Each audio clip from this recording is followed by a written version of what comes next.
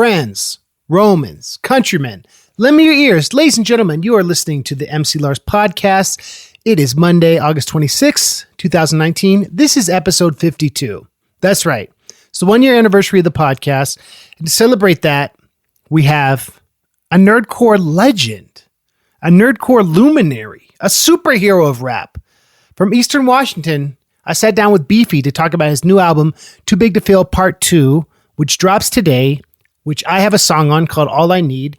And it's a great interview because Beefy's just such a positive guy who's been holding it down in the Northwest for years. One of the first Gen 1 rappers. We talk about this. We talk about his years doing stuff with MC Router, Doc Pop, Shale Riley, who he works with on the Grammar Club. It's a really cool interview. And he also talks about some of his life advice, and he talks about fatherhood and touring and just all that stuff. So really enjoy this interview. During the podcast, we talk about playing the Balloon Flight version of the Grammar Club song that Router was on, but apparently that never officially came together. So at the end of the interview, we play their song Mint Potion with Shale Riley, Beefy, and MC Router, a group they had called the Triforce. So shout out to our Patreon supporters for making this podcast happen, to the new ones, Timothy, Andrew, and Sean, and to our old ones, Kevin Brew, who's produced a lot of great music. Gosh, he did the Ballad of Hans Moleman. He produced the song with Shredder and Krang about the Technodrome Blues. Kevin Brew is one of the greatest producers I know, and he's a great collaborator, and he's a super supportive dude. He's an Australian guy. The comic book assassin. Anyway, shout out to him, Lisa Bonelander, and Richard Sheldon. Thank you all for your love and support and for just keeping it moving. Thank you. I mean, the podcast will never have ads, like I say, but I want to shout out the Patreon supporters who make it possible. Let's get into it. This is my interview with Beefy, Beef Thompson.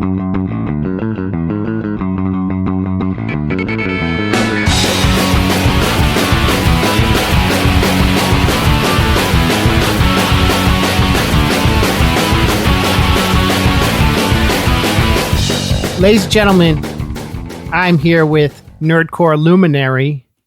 He'll drink a whole tub of Tabasco. Beefy, what's up, man? Hey, Lars, baby, how you doing? You just put out a new record today. Today? So often the podcast is front-loaded, it's front-loaded because Frontlight was my first guest. Hey-o! I'll interview someone, then it won't go online for 4 months. But this was great timing because I knew you have your new record, and I wanted to talk to you. So thank you for making time to talk, buddy. Well, absolutely. Thank you for working around my weird schedule and being willing to hang out late night. But no, I sincerely appreciate it. I'm very fortunate to have this time and work out so well. You're an OG. I mean, when people talk about Gen 1 nerdcore, the first time I met you, you probably remember that. I don't know if you remember this. It was El Corazon in Seattle. Mm-hmm. I said, Beefy, I heard your music. And you remember what you said to me? No, I probably said something cocky if I'm... You said, I'm sorry. Ah, yes. And I was like, that is so funny because you were so like self-deprecating. But you were like one of the guys whose like stuff had stuck out with me in the rhyme torrents that I thought was like awesome. And I was like, I love your music. And no, I said, I heard your music. I'm sorry. And I'll never forget that. That's my go-to. You know, you kill him with kindness. You hit him with the joke early on. You know, I get very intimidated when I was meeting you guys for the first time. So, I wanted to make a good first impression.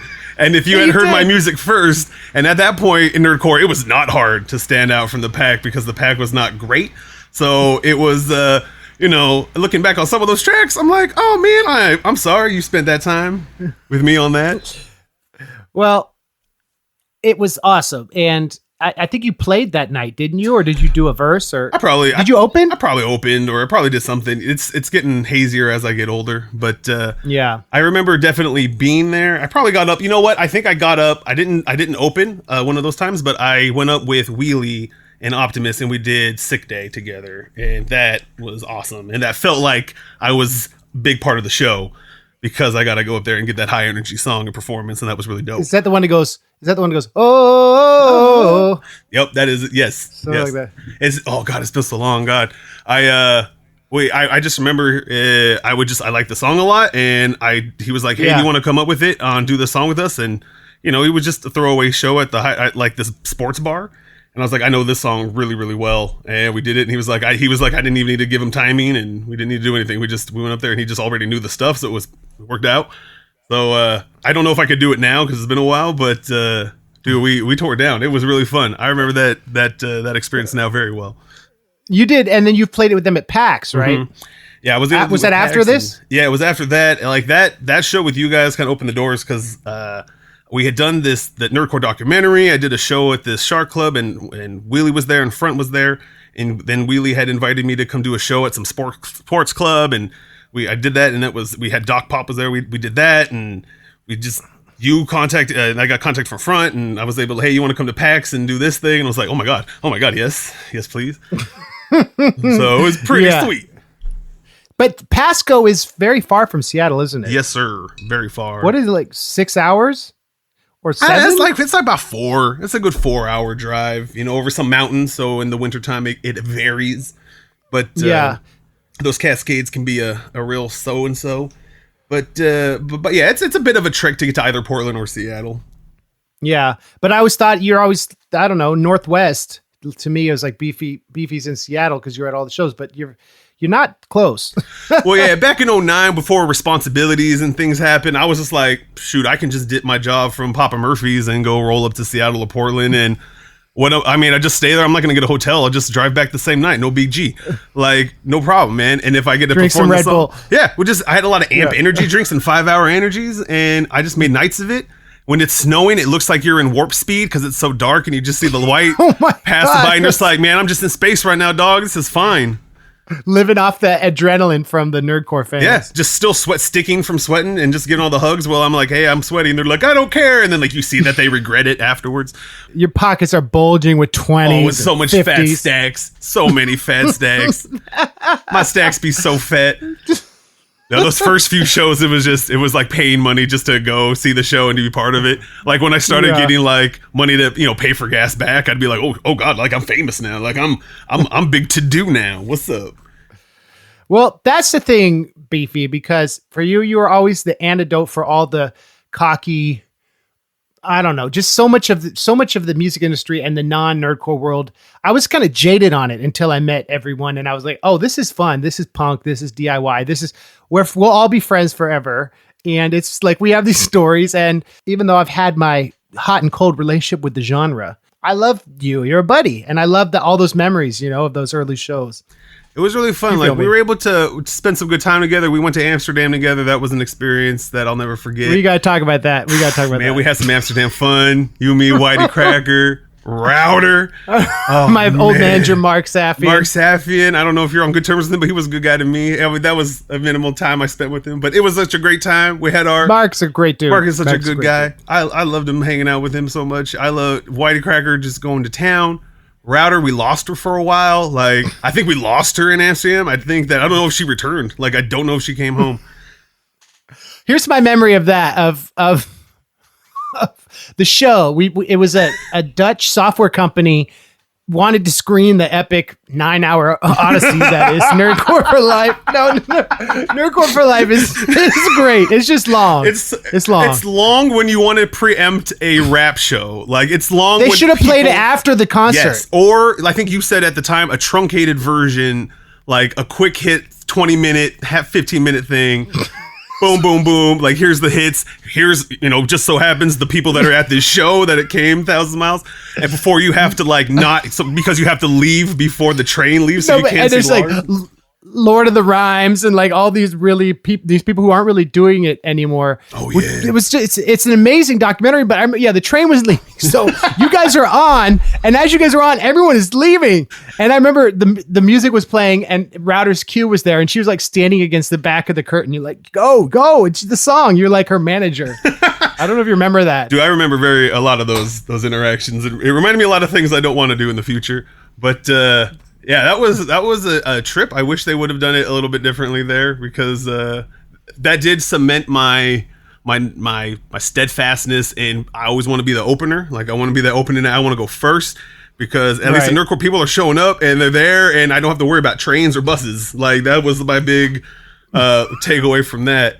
But yeah, we call it Router wrangling. Me and Doc Pop went on tour with Router one time, and It's an event. It was an event every night, and we did our router wrangling, trying to get her back into various hotels or rooms that we're staying in, or the car, whatever the case may be. After a show, man, it was a fun time. She was the first woman in nerdcore, I guess, or was that Nursella? Well, I mean, if we're getting it, God, that's opening some old stuff right there, Lars.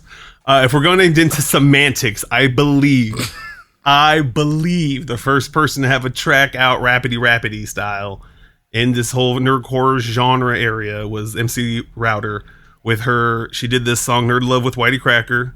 That predated even Rhyme Torrents. So it's like, I don't remember Nursella coming on any time before that. Whitey Cracker was before a lot of the other people I listened to before me.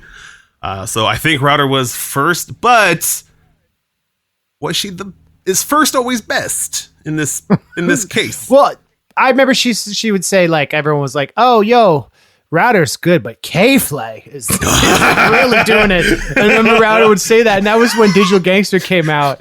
But yes. K-Flay didn't want to do nerdcore. That was like that was such a smart career move for her, right? I mean, yeah. So I remember that was Router always. She was first, and I like that. What's the song? Bump to the bump. That's T-Bite. Bump to the beat. That's T. What is that song? Yeah, that Emulation Station or one of those ones. That's what I took away is Tanner, because what I discovered is about my favorite part about Router's music was Tanner, and I started talking to him, and now he is the producer of my very good internet friend, and he's the producer of this new album. So he's the best. Was Router in Grammar Club? Very briefly. This is also going into some early days.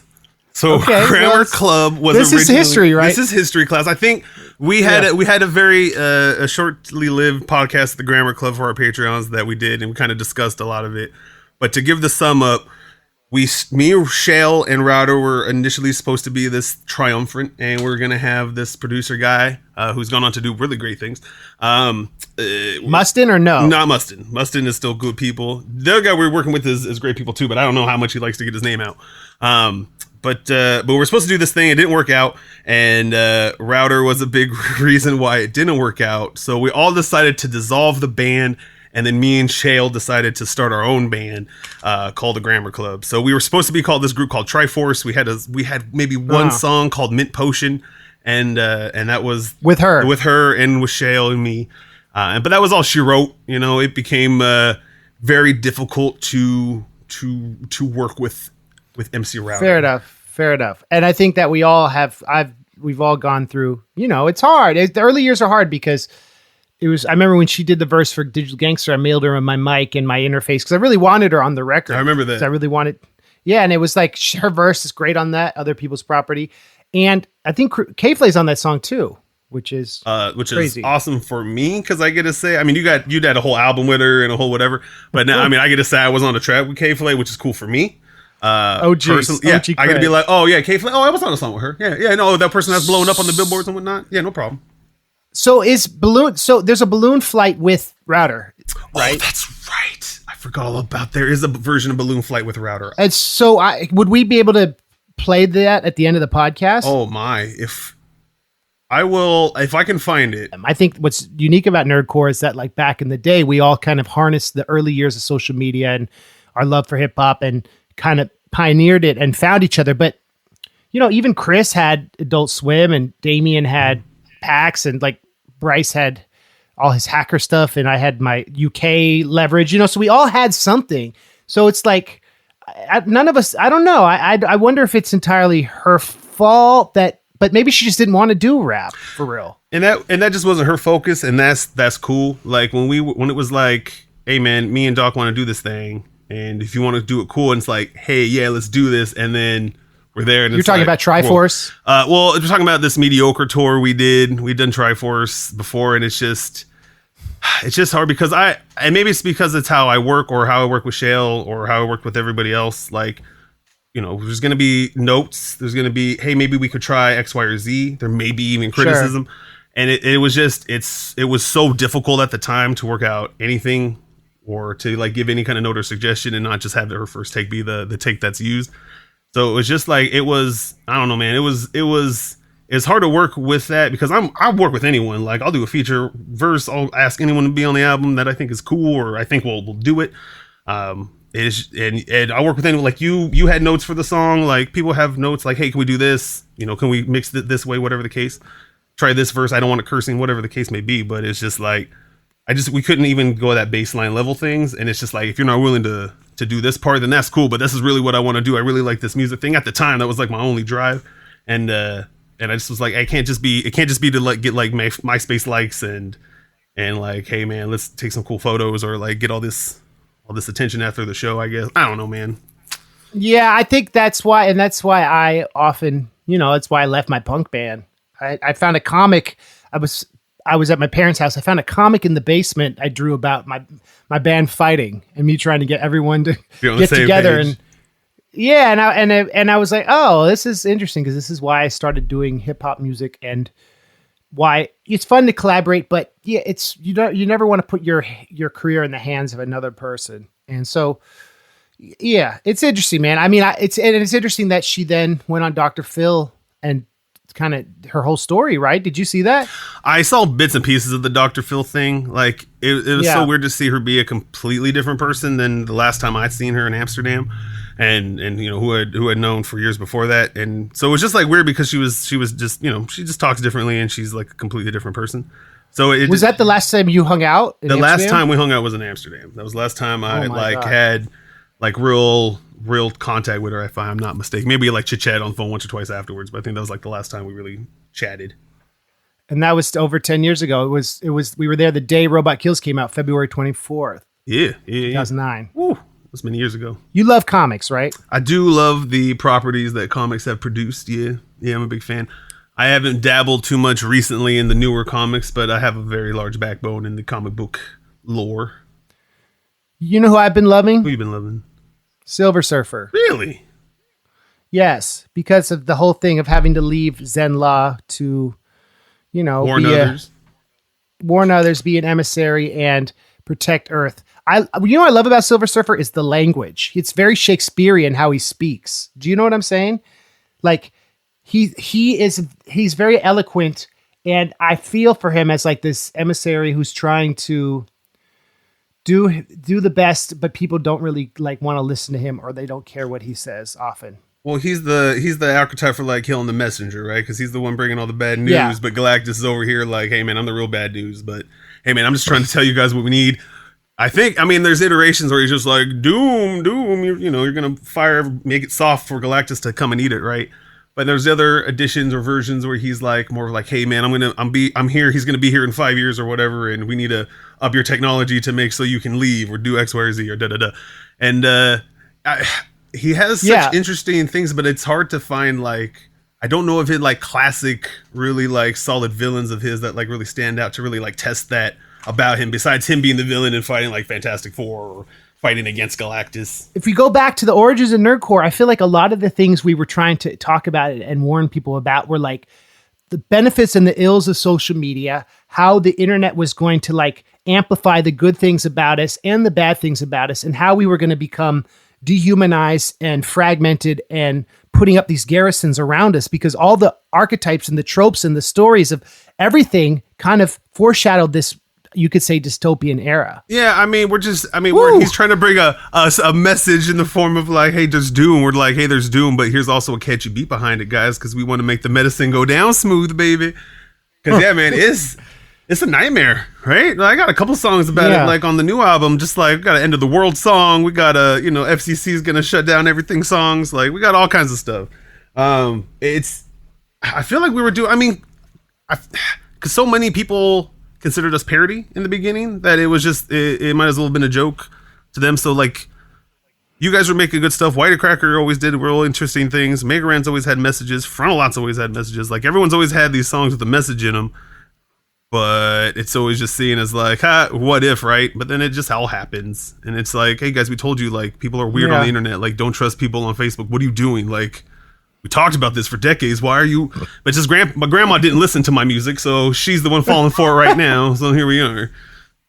Well, and nerd was something that was kind of like hipster and cool, and now nerds are like the trolls, and it's such a I don't know. I mean, it's to be a nerd is not necessarily a perfect thing. Ooh, there's a big question. Well, like, is it cool to be a nerd now? It really just, I mean, and you want to own that. It's like, what is a nerd anymore? Like, is a nerd someone that enjoys the things I really enjoyed and got real passionate about when I was young? Because like now, the things I liked when I was passionate and young, like comic books are the biggest selling thing in the history of the world. Disney owns everything. Like, I don't know if like everyone's on social media. Everyone uses the computer all the time on their pocket. Like everyone is on it. So like we're not special anymore because we had Commodore 64s or we had. Everyone's a gamer. Everyone's a gamer. Every single person is a gamer. Like it's weird to not be in these cliques that we used to have this like dominance over. Like, hey, we have this insider knowledge. You can't even get this game without me, dog, because you don't know about the 0-day patches and the blah blah. Like you don't know about all that. You need a CD key, dog. You don't even know about this.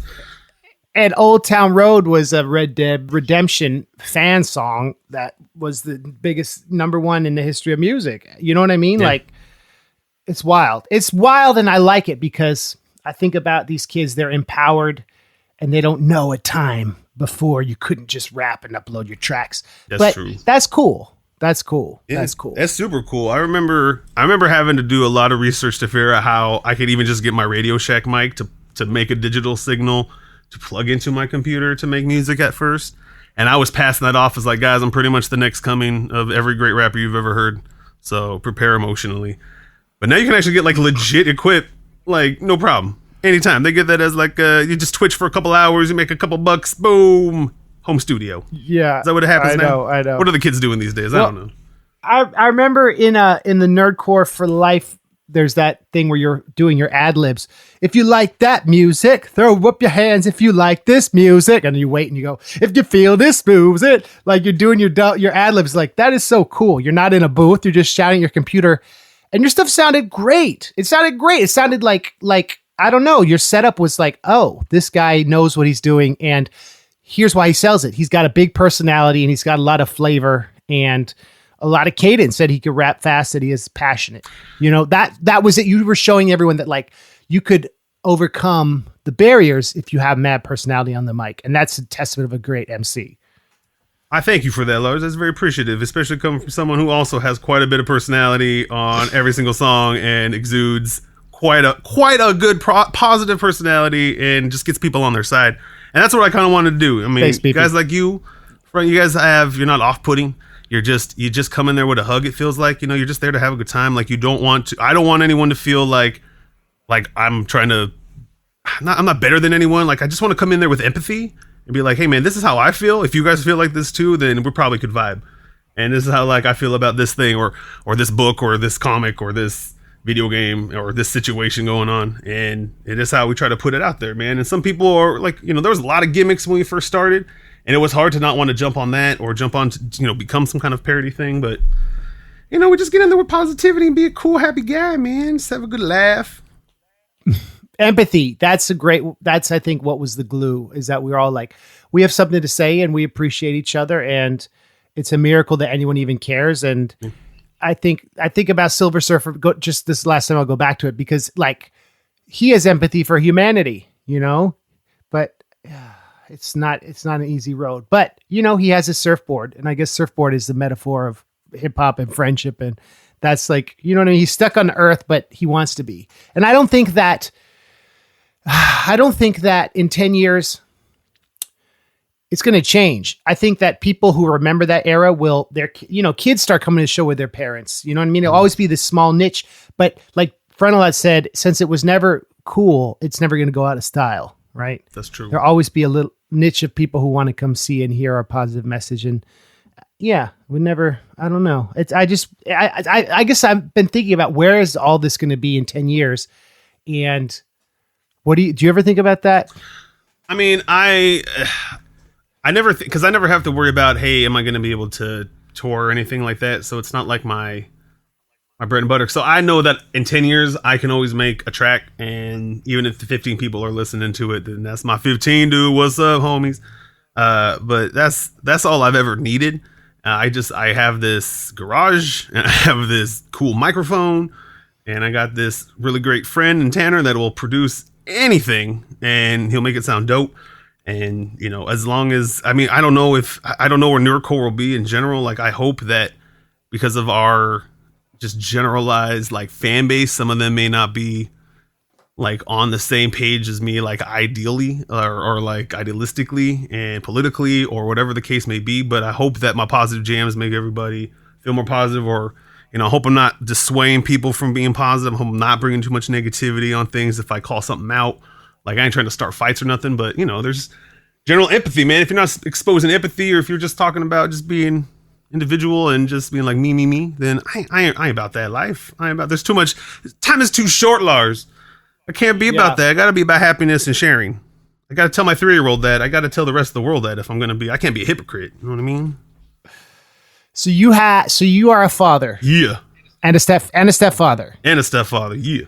That's tight. It's super tight. So let's talk about that. All right. Talk about fatherhood. Fatherhood is super dope. You should do it if you have the time for it. If you don't have the time for it, or if you have aspirations to do other things, maybe, you know, maybe do that instead. But because it's a full-time thing, so a lot of times, you know, I have to skip some stuff, but it's well worth it because my kids are the dopest, funniest nerds in the history of the world. I'm a big fan of them. That's cool. So talk to me about time. Like this, it'd be hard for you to tour. You couldn't do a 3-month tour, probably. No, yeah, can't do a 3-month tour. Can't do a 3-month tour. Could you do a week?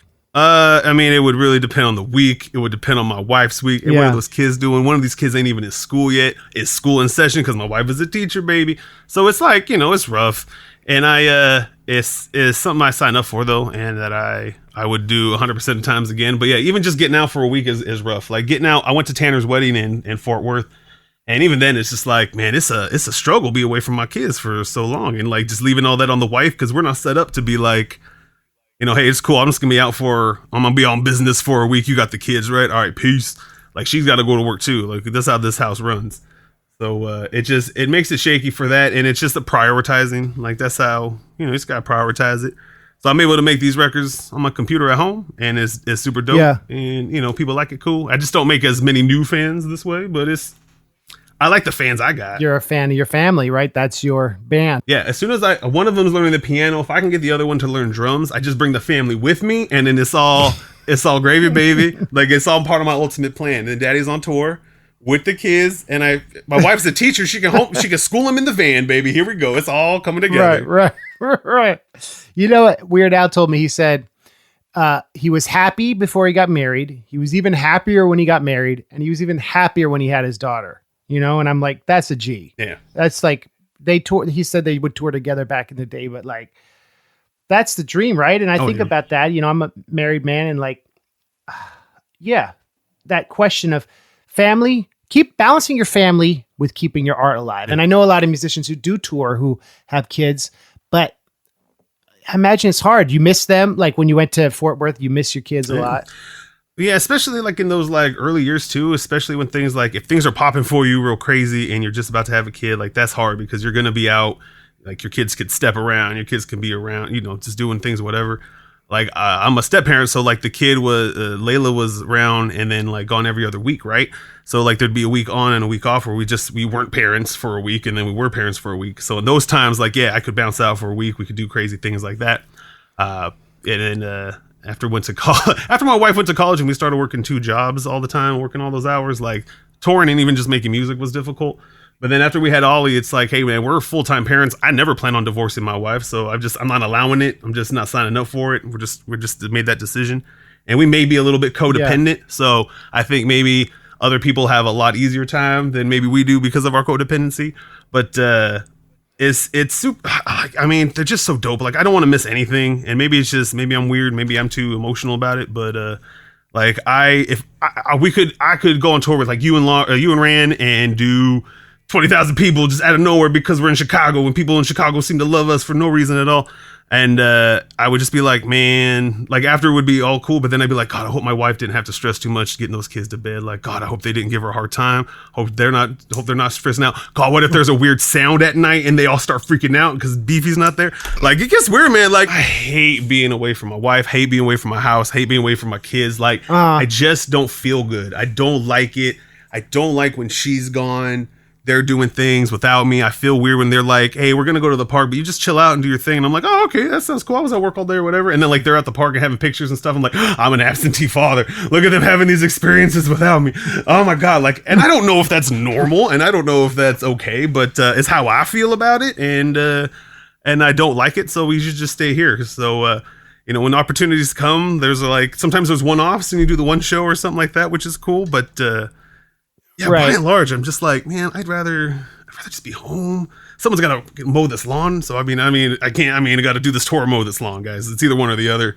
I don't want my wife to cut her foot off or something, That's cool, man. And I think that some artists we know who don't have kids or even get married, just you're on the road forever. And for me, there was a point in my life where I had deep emotional existential crises because I felt like every night there's anonymous people who love this character you create and you talk to them about their life and the brands they're into. But when I was single on the road, it was rough, dude. You feel like you're freaking ghost. They have the Buddhist idea of these ghosts with a hungry throat and a giant stomach. You can never get enough down that throat to satisfy your gigantic stomach. That's like this idea of how these ghosts never achieve nirvana. You know what I mean? And of course, it was never as big as Nirvana. Hey, but it was always like this feeling Northwest. Of, especially 2000 Northwest, yeah, 2009 to 2012, and especially when I was not sober, that was just like it was a dark time. It's funny how like even this idea of being a touring musician is not always the dopest thing in the world. And like when I met Ashley, who was a musician and a teacher.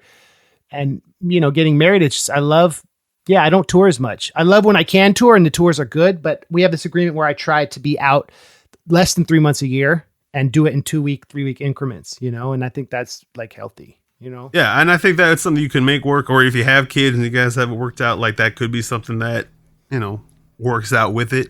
I think my wife wanted to buy a house far too quickly, frankly. And so I feel like if I don't keep working at all times and make as much money as I can, I'm going to somehow lose it. So I don't want to do that either. And I always have this stress of like, if we go out, am I just going to be spending money to go out on this tour to have this experience and not like recoup that stuff? Cause there's the business side of it where you gotta, if you're not going to be working, you got to make that dough.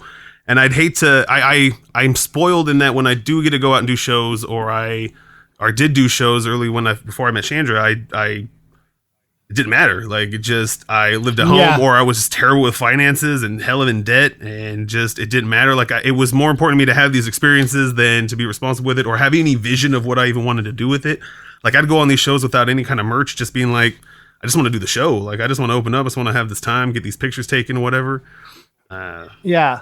I think the magic number is you have to gross $300 a night for it to make sense and do like a week for you to break even for the van and the flights, and that's 20 shirts if they're $15 each. And that's it's a gamble. And I think the experiences are worth it, but you get to a certain point where you're like, well, maybe there's more value in planting your own garden. Right. Yeah. And I weighed those and I was like, I could, I was dating my girlfriend at the time, Chandra. She had a kid already. And there's no, besides the fact that I just was head over heels for both of them, I didn't need to stay there. I could have just been beefy forever and tried this for good and seen what happened. But I felt that we were just talking about like that, never feeling that fullness. I felt that like I didn't need anything else. Like I got that and it felt like so cool. And I was just like, I do still hunger for that, hey guys, I really like this rap. I have this outlet. I think I'm pretty good at it. And I like to do it. But that like would subside more and more as we like aim for this new vision, like together and, just like going to this home, having these kids, like making sure we raise them cool and have these fun experiences with them and like transitioning like, hey, I want to have these experiences for me so I can say I did these things and being like, hey man, what did we do? So like my kid can say like, oh man, my dad hung out with me all weekend and we, he set up a pool and we all did these things and got everything set. Like it feels cooler and like, hey, my mom and dad split up when I was young. So like, me and my dad didn't like, we don't jive very well. He's like all into hunting and red state politics and I'm all not. So he and I just really didn't vibe like my brother did. So I just like, I want to have that time. I didn't spend a lot of time with him. I want to be able to spend time with my kids while they'll have me. and just be able to jump all over that. And it feels cool. Like I feel cooler being this Keith than I feel being Beefy, which is the first time it happened in like a long time, because I was really happy being Beefy for the longest time. Your dad once asked you why you had a hat that said Keith Thompson. Well, I had a hat that said Beef Thompson. Beef Thompson. Talk about that. I remember you told me a story. I laughed very hard. Well, I remember I told you why I had Beef Thompson, like where Beef Thompson came from. We were... Yeah, but tell the listeners. Oh, well, the listeners don't know. Right. So when back in the day, we're talking about old school, early days of nerdcore and nerddom in general. Right. Let me tell you about a little thing called Napster. And let me tell you a little thing called Kazam. The Gutenberg press of the indie music revolution. Dude, my album's going to be on Napster too. So they're still around. They're still kicking. But Napster and Kazam, they wanted you to have they put your name and just, give them your information, just like everything in the world. And then, so at the time, I knew that Napster, I knew these things were pirated. Lars Ulrich told me, and this was illegal and wrong. But Daddy needs that new Eminem soundtrack, or that new Eminem album, right?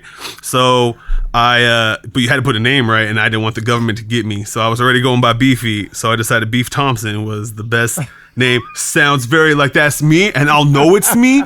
But that Thompson name, that could be anyone. And they search by last name if they're gonna search them, and I'm just gonna blend in with all them Thompsons, man. Yeah, but you made a hat that said Beef Thompson, right? Well, my father, he understands that I make hip hop music, and he understands that I do it about some nerd stuff. But I feel like he doesn't like my music. I don't like. Ever since I blame Limp Biscuits and the hot dog flavored water. What is it? The chocolate starfish on the hot dog flavored water album. He took me out to buy it. He was like, "I like rock music, son. You can play it in the truck. That's cool." And I popped it in. I was like, "All right, maybe Bob with the Bob, or not Bob. One of those kind of rolling." I did it all for the nookie. Dude, the first one was just like F this, right? F you, F math, F this, and F do and like it was literally like that was the track. Like it wasn't just how old people describe rap music. It's literally like Fred Durst was like on this FU stanza for like the whole Nookie verse. Was the record before, I think right? So. And chocolate. Like if it was the one with Method Man or one of those kind of tracks that was like this rap rock thing, it would have been cool, but it was just pleading, just belting out FUs. And I was like, God, man, all right, well, cool. And I feel like since that time he was just like, well, that's not Led Zeppelin, so I don't know if I like Keith's music. So he knows I rap. I couldn't say he's a fan, but I had explained to him like Beef Thompson, it's not my real name. I'm proud of my name, Dad. I just, it's a character thing. It's like a persona. If I can, you know what, Dad, just go, why don't you go get some scotch and think about geese? Yep. But you had a hat that said Beef Thompson. Oh, right? I have several hats that say Beef Thompson. This one might say Beef Mode. I don't know. No, that's not this one. I got several hats over there. Some of them say Beef Mode. Some of them say Beefy. Beef Thompson. Yeah. Big on the internet.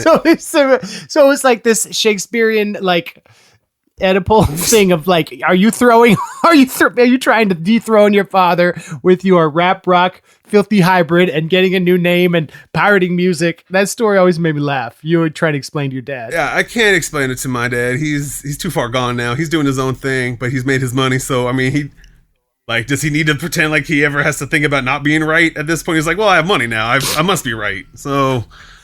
I don't know. He's a sweet guy. He just doesn't get my jams, and I don't blame him. It's a weird thing. Has he seen the Nerdcore for Life 12-year-old documentary? He could now. It's on, in which you feature heavily. I just saw that it is on Amazon Prime Video now. So people, is it? I just saw that it was. I don't remember, someone linked it, but it was on the UK good work, site Dan. and on good work, Dan. That guy too. I a year ago I paid to buy it off Google movie watching or whatever, YouTube or whatever you pay to watch. And I watched it. It was like kind of a nostalgic. It was cool. It's a good documentary, but you're featured prominently in it. I find that if you hang out with the 16-year-old kid that he finds for free to film half the video, then you're going to be featured a lot in that video. Because he got Ryan Tidrick in on that early, and he was like, I'm going to send this guy over to your house. He's going to film you. And I was like, all right, cool. And this 16-year-old, long-haired, what I thought was a girl at the time, but no, he had a little mustache going. So love me some Ryan Tidrick. He did all that filming. He filmed me in my hot tub. We hung out. That was the first time we met. I was like, I'm going to go film this in my hot tub with this legit drink and then get way too drunk before I go to my job at Papa Murphy's. It was with your clothes, on. Of course, I'm very insecure still, but I need to know that I'm a player and I have all this steez, but also I'm very insecure.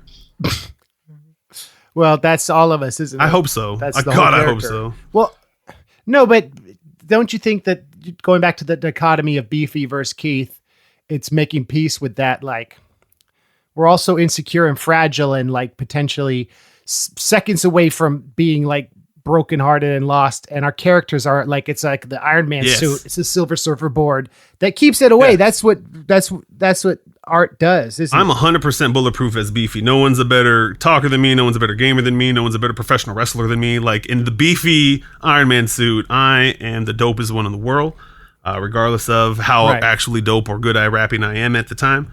But it's something that's an outlet. Like, cause I do, I work a job where I talk to people all day and I can't be vulgar, and I, talk to my kids all day. I got to have that kind of tone with them. So I get to be Beefy.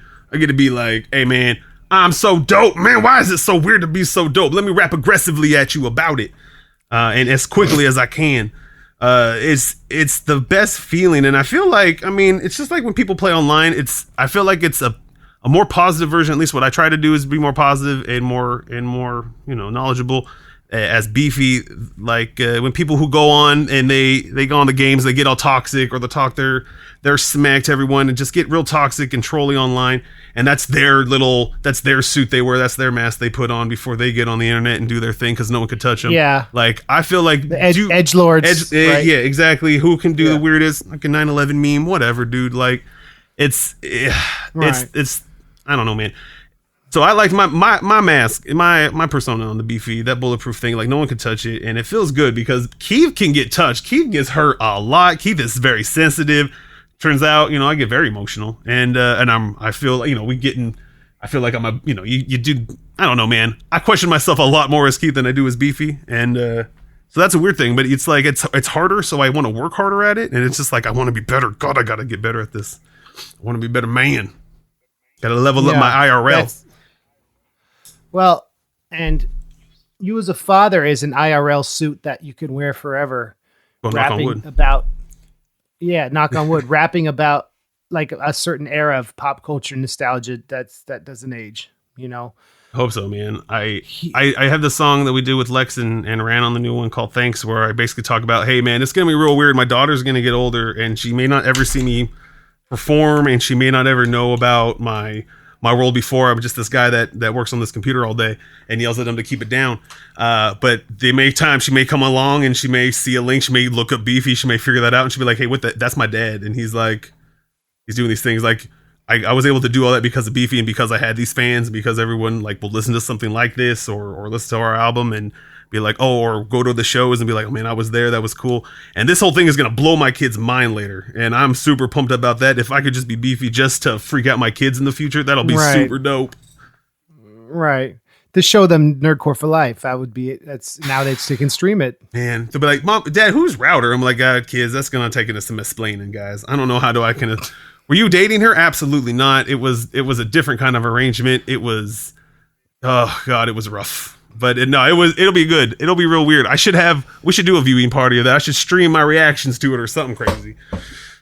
Because that movie is old and there's so many people in it that aren't around anymore. Like, it's so crazy. I know. Suck Lord. God, what that guy.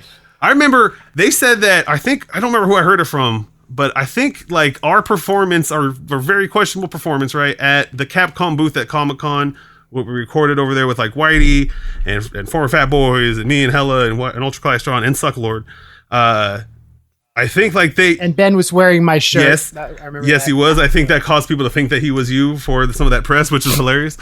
We got to meet Jeff Neely, right? But I think how Sucklord just disregarded every instruction they gave him, just started climbing on tables and climbing on the ring they had and everything like that. I think it affected Ran had also, or was either about to, or had been doing the same show, or was supposed to do the next day or something like that, kind of solo. And I think they like cut his time or didn't let him do something, or he was like heavily monitored or something. So I always felt guilty. I don't know if that story was even true. It's been a while since I talked to anybody about it. But yeah, I always felt real bad about that whole thing. And Sucklord always struck me as like, man, this guy doesn't care. But I don't know that he's like at that level to be like, I don't give a F about any of this stuff. Well, he was an action figure designer, right? Doing like controversial action figures, right? Wasn't that part of his? That was part of his business? deal. Like he would sell those bootleg, like mismatched action figures and puts them in their own packaging. Yeah, that's tight. So he was more of a performance artist. Maybe. I think so. And that's like Doc Pop was a engineer, coder, internet guy who loved building 8-bit machines who happened to like enjoy rapping. I always wish Doc Pop kept it moving. I don't know. I felt like he's kind of dropped out too. Doc is always he is one of those jack of all trades Renaissance men that he does everything. Yeah. So now he's working with like WordPress and working on those kind of things. And but is he doing solo Doc Pop? He's not doing as many records. He did Me Pretty Now later or something. He did a couple solo albums, a few years back. But now he's been working more on some digital platform stuff and media stuff. He's making a new card game called Knife Tank. And we're doing a song for that. So it's going to be cool. But yeah, he's doing he does a lot of just things. Like now he's making an interactive card game where you just like you have to throw cards and drop them and stuff, and it's very, very interesting. But the dude is a genius, and so. I like that he's a jack of all trades. But I like his music a lot though, and I felt like yeah, exactly. He had catchy, fun moments, and I loved his moments on the Digital Gangster album are like some of my favorites because he's just low key and dope and fun. Well, his bit in like your guys' 9/11 song was really catchy and dope. Like as weird as we were talking about that earlier, that was really good. And his like that circuit bending stuff was like very unique, and like that could have gotten catchy if he associated it with like any genre, I feel like at some point, but I mean he decided to work in this one and work with me on a couple things. Like he did Tub of Tabasco and a lot of my early stuff, and he produced that. The first Tub of Tabasco was all Doc Pop. Mustin did a beat on Dewey Decibel, the Jabberwocky song. Oh yeah, he did. That. Yes, he sent it to me. That's a great beat. That is very dope. I can't remember how did I meet up with Mustin? I don't even remember how I met Mustin. I think because he's been, he's in the scene, right, as part of the One Ups, and I think I maybe met him at a PAX. I think that was where I met him. I met at PAX, and we chit-chatted. We're not allowed to know his last name. I don't know if he has one. I've worked with him professionally for a while, and I've only ever seen Mustin on any of his things. Well, I was trying to put it in ASCAP, the publishing. It was like, what do I put? Just Mustin. Okay, I hope you get your money, dog, because I really want you to. Yeah. Sorry, bud. What is it on our X-Men song? Where I talk about how I hope he cleared the X-Men theme. Kinda. Yeah. He's a really great producer. How many things? So did you do a whole record with him? Yeah, we did half of With Sprinkles with him. He did like about half the tracks on that with Tanner, and then me and Mustin did all of Grown Up was all Mustin on the tracks. Did he work on Too Big to Fail? He didn't do Too Big to Fail. 1 and 2 are all me and Tanner. So it's all Tanner 4105. But yeah, Mustin the last he did like with Sprinkle. So he did like Game Store Girl and a few of the other ones. I'm not drawing blanks on all of them now, of course. We did all of Grown Up, so all the tracks are on that album, like Hacks that you were on. But do you produce Beefy? Not ever. Do you ever? I'll sometimes throw a loop track on a beat and do a thing and send that to Tanner, and then he'll make it actually good. Like we got a song called Robot S that I do with Schaefer that we did for Grammar Club. That is, it was just this loop I found, and then I just did these raps to it, and then they zhuzhed it up and made it real good, and then re-recorded everything to it. But no, I don't do no producing. I'm not smart like that. Shale Riley's another dude you collaborate with frequently. Absolutely. I always thought Grammar Club was you and him, but I've been made aware that it's like 8 people. Yeah, we're 6 deep now. I mean, at the base, you could say it's me and Shell's band, I guess, but Ty's been. We wouldn't be anything without the other dudes. Like me and Shell, just us are like meh. Like we production wise and motivational wise, we are just not. We're just not the greatest, but we got. Well, but Balloon Flight, I always felt like could have been a platinum single. That's such an ill track. That's very sweet of you. That was you and Shale, right? Me and Shale, and I don't remember I think it was John Titterton. I can't remember the producer that was doing it at the time, but no, Poose, Puce. I don't remember what he's doing now, but Poose did the recording or the producing on all those. And yeah, I think so too. We had a really, really great producer that was kind of guiding our sound, and he was so good that he went on to do like other more important things with his real name that escapes me. So who did he work with after? We work with Ty Gwendley now, and Ty and Shale go back years and years. And we also now work with Tanner 4105, of course, and Glenn Case from Spokane, who's made a billion records, and all of them quality, and Shell, Ali Shaw, and Stone. I think that Balloon Flight is the best nerdcore song. It is super dope. Like, because I would play it for fools and they'd be like, "This is awesome," and then I'd play them other artists and be like, "This is not so awesome." But for people who are, because that hook. Well, we're gonna hopefully have the router version at the end of this. People hear that hook is just get your hands in the air when it did the intro. Everything about it is classic, and I know that it sucks probably to have to come on MC Lars' podcast and have him go on and on about a song that's like 13 years old. No, go on, please. You know what? The song didn't get the kind of love and credit it deserved back then. Let's give it to it now, baby. What's up? Yeah, that's the jam. I remember 2008 when I was doing Robot Kills. I was living in LA and I was going through some depression. It was very hard. And that song and R.A. the Rugged Man's Lessons were the two songs that inspired me. And so Lessons inspired Where You Been, Lars, because he talks about all his failures. And Balloon Flight was the model for True Player for Real, right. That anthemic chorus, bragging on the verses. That was like the inspiration for it. I got to do a song with this sort of like low key verse, big chorus, big melody. Yeah, I didn't write the melody. Well, technically, then the Grammar Club, I'm partly responsible for a song that featured, or the inspiration for a song that featured Weird Al as well. So I'm stacking up credits right now, Lars. I've worked with you. We're with K-Flay. We're with technically on a song inspired with Weird Al Yankovic, and it's only getting better. What did we do with Sir Mix-a-Lot, Lars? Hit me up with some of this new detail, man. Hit me. How many songs have we done? 8, 9? We've done at least 13. Last really? time we did a little podcasty thing, we were at 10 when we did. I think that was, and that was when we did Gazorpazor Field. We did a YouTube thing for the Patreon. I thought we did Gazorpazor Field, but then we did that one about the comic. We should do 2 new songs and then just put out an album with everything. I'm down. And then put on DistroKid and just make this royalty split down the middle and pay everyone, and just I think that'll be tight because people are.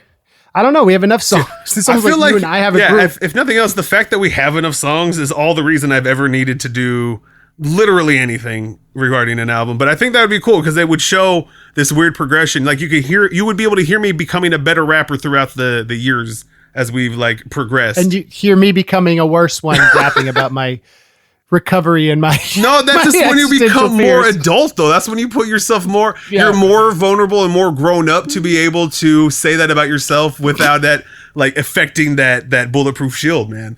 That's what we're talking about. That's exactly right. I feel like it takes more talent and more skill, in my personal opinion, to get. Let's talk about your new record that came out today. Where can fans get it? Everywhere. Me and Tanner 4105 did some of our dopest songs, personally, I think, because I'm biased, but I think they're really dope. We got great guests. Dominic Prostera did the cover art, which is super dope. But they can get it on Bandcamp. They can get it at beefy.bandcamp.com. They can go to, iTunes, Amazon, Napster. We discussed that earlier. But we make some good records, frankly. So you're Too Big to Fail Part 1. It has the red tie wearing cat with the nuclear explosion behind him. It's kind of prescient, man. Right? Oh boy, Rusty made me that album. Yeah. That cover was drawn 3 years before you finished the album. He'd done that album art soon, and then this redhead person, this orange haired dude in the White House, cat in the White House with the nukes going off behind him. That was really weird and really, really oddly timed for when we actually were able to release the record. Yeah, I wondered if that were, and he's wearing a red tie. Yeah, and he has got the red tie on, right? Exactly. It's Rusty Shackles did that first version did that first cover, and he may be a wizard, he may be a time traveler. I can't rule any of this out, but he may have known things you don't know. Yeah, it was really weird. It was really strange, but I mean, it worked out, and it's no, it's not like we weren't calling anybody out on anything like that, or trying to start any beef or anything, or start any drama. But it was just, I thought it was just, he thought it was a really cool cover, and he was like, it doesn't make any sense for any of these other people, and I can't find someone who will do anything with it, so do you want it? And I was like, yes, I will find a use for this. Yes, sir. Was Too Big to Fail the idea before the cover, or did it come from that image? Oh man, it's hard to say what came first, right? Man, because I remember I got the idea for the cup for this Too Big to Fail from Dan, who we're talking about, who did the Nerdcore for Life documentary. Did a show in Chicago, and he was there and he checked it out, and we were talking about like I just finished whatever with Sprinkles and what I should do next, and what I'm gonna name the new album. And it was during, what was it? Man, it was more of that bank stuff, people getting bailouts, the Too Big to Fail stuff, all the bank stuff going down. So, we were still doing 11 years ago. This was happening a big time ago. And so like we just used it for a while. And that's like what I decided, like, hey, that's going to be my new album. I'm beefy. I'm too big to fail. Like I'm a really big boy. That's, hey, you get it, guys. And then when we decided to do part 2, like we decided to do that album, it was like we had a lot of songs at the time. And then it was like, and we were doing all these other projects. We get Grammar Club going. We sliced it off. We're just like, here, it'll just be part 1. I got these other tracks we want to do. And then we'll just make it part 2 because it was getting too long. And then we just put it on the sideline for 3 years. And then just kind of slowly worked on it and released it little by little on Patreon. And then we were like, hey, now we're done. And now we'll mix it, master it, get, Lars on it, get Megaran on it, get Lex on it, get everybody on it. And then pepper it in there and get it nice and fresh for the homies.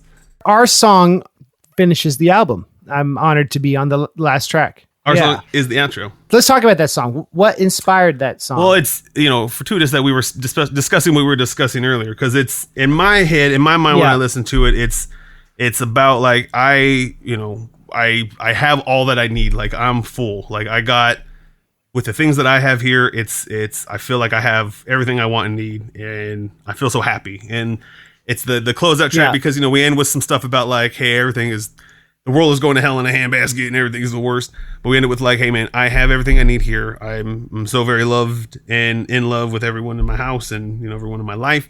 And I get to be this beefy guy, but I've never really taken it so seriously that if I can't do it like this, it's wrecked me, because I have all I need. Like I can do these songs here and I got all I need from it. And as long as I have this outlet that I can make this music in, so long as, we're not outlawing microphones in my garage, then I can still make music. I can still make tracks. And even if I'm the only one that hears it, like that's all I need now. I don't need to be on tour. I don't need to do, like, I don't need that stuff. That would be cool, I guess, but I don't need it to be like the happiest beefy that you can see. That's a great, and so it kind of sums up a lot of what we've been talking about. Well, yeah, and especially in the beginning, like, there used to be a lot before I had all the cool stuff I have now. And I'm very blessed. I looked into a lot of like really good stuff in my life, and I'm like over the moon about it. So I don't ever want to mess that up, because I not everyone gets this lucky. I'm very fortunate. I'm rich in family and friends and money. Not really, but I got enough to get by and not have to be like super stressed. Like, oh my God. So I'm like really fortunate. So like there's gloom and doom, we got down, and like you were talking about in your verse, you talk about like, you were in some dark places yourself. You had to, dealing with some very unfortunate timing in your life, and, maybe some people that weren't so dope, but you were able to find outlets in music as well, it sounds like, and you're able to bounce back, and now you seem to be in a healthier place. You got a beautiful wife. You got all these great things going on, man. Like, it seems like it's tight. Life is tight. Yeah. Gotta sometimes feel like, oh my God, life's so good. We still got music. We still got, what I say? Still got music. Got focus. We still got focus. Right. Slant rhyme. That's a reference to Damien's gotta sometimes feel like, oh my God, life. That's the reference to that. I knew dude, I'm so glad you finally said that, because I've been hearing that for weeks. Obviously, I've been listening to my own album on repeat over and over, looking for mistakes and like, God, do I hate this? Do I hate this? I can prepare for someone not liking that part, whatever. And I was like, because you changed the melody of it, that gotta sometimes feel like, oh my God, life's so good. I was like, I know these lyrics, but what was it, a commercial? Like, what did I? Yeah, okay. I'm glad that you said that now. Yeah, I always like to change the flow a little bit, especially at the end of verses. When I listened to it back, I was like, what? The rhythms? And I was like, oh, I was referencing that. And I was like, that's cool. And with the slant rhyme. Kind of like jump off the horse awkwardly. You know what I mean? You know me, Beefy. Megaran recently learned this about me. When I'm doing a song or a feature, I got notes on the mix. It's not one email. It's going to be 4 emails. You know what I mean? You were like, please do. I was like, please change this. Please change this. Please change this. Because I always have in my ears how I want my voice to sound loudly, and you're always flexible and kind. So thank you. Hey, it's perfect. It came out perfect. We just want you to happy. Like, I am so happy you were on it. I want you to be on the next 5,000 albums I do. So, and it's easy. Like, people have notes, man. Like, I have an idea. I don't hear your what you sound like in your head. You're not in the room with Tanner and me at the time. So, I'm just happy that you're willing to be like, to listen to 3 or 4 mixes and being able to like, hey, but what if, guys, what if? Like, if you were in the room, then we could be doing that. It's like, that's a 2-minute process, right?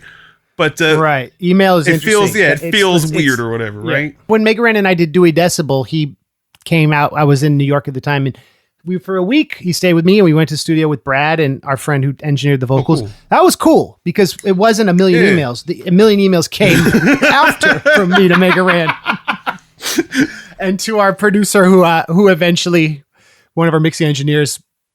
Well, anyway, let's just say that he and I aren't probably going to work on any future projects, but sometimes you just have to stand up for like what you believe in artistically, even if it annoys people.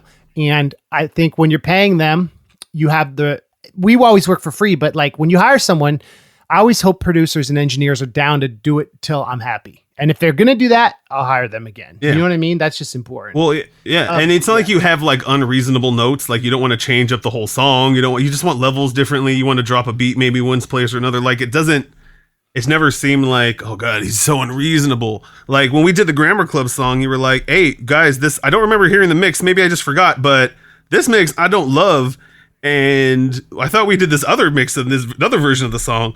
And that like was just the impetus for like the other guys in the band to be like, actually, we also feel the same way about this. And we just didn't want to say it. So, I mean, it's important. Like some people just don't have the goal to like get the ball rolling, or we like don't want to upset someone. Wait. What happened? What was up with the remix? Well, someone did a remix. Yeah, Shell did the remix and I thought it was dope because, I just like Shell's music, I guess. And then, but in the acoustic version that we did, not the acoustic, but we had that acoustic guitar kind of riff in Gotta Let It Go and on the Grammar Club album. And that was dope and everything. But it didn't have the, like, I like Shell's version, but it had a lot of weird builds and a lot of weird sounds, but it also had a lot of weird builds and a lot of weird sounds. So maybe not as dope as it could have been.